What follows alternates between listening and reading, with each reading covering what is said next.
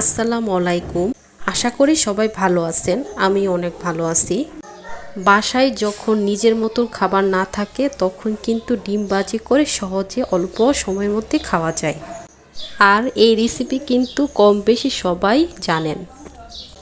তো দেখতে পারতেছেন আমি প্রথমে কিন্তু এক এক করে পেঁয়াজ, লবণ, টমেটো, মরিচ দিয়ে ডিমটা ফেটে একদম হাত দিয়ে ভালো করে সবগুলো একসাথে, সব উপকরণগুলো একসাথে আমি হাত দিয়ে মাখতে শুরু করলাম।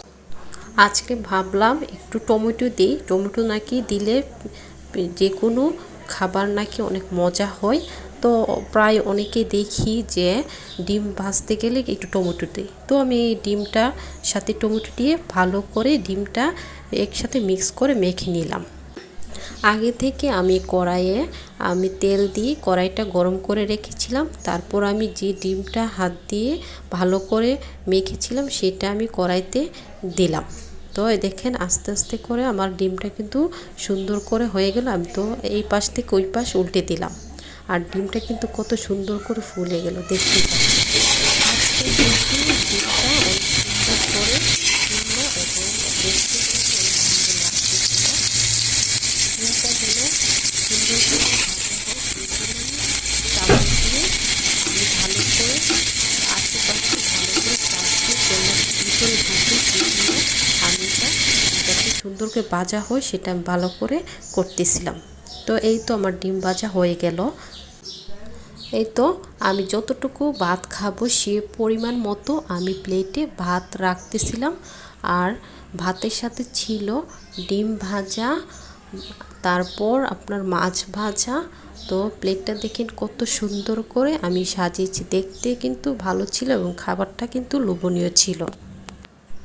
এই তো তারপর আমি প্রথমে ডিমটার সাথে ভাত মেখে একটু একটু করে খেতে লাগলাম।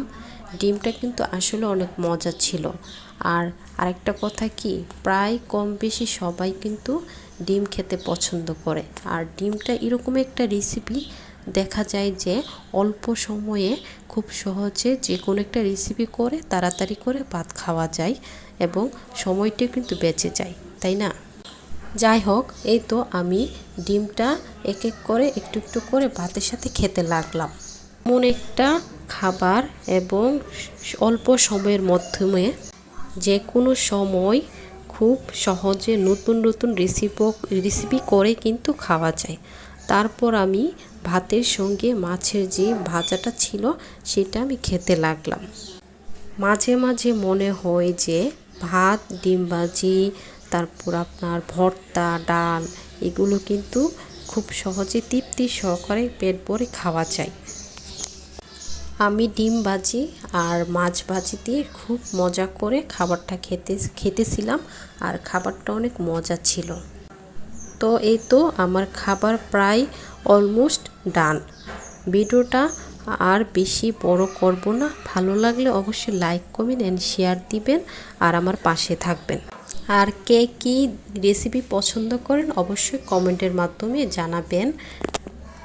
আর যারা আমার ভিডিও পছন্দ করেন না তারা আমার ভিডিও থেকে আমাকে ইগনোর করবেন অথবা আমাকে ব্লক করে দিতে পারেন।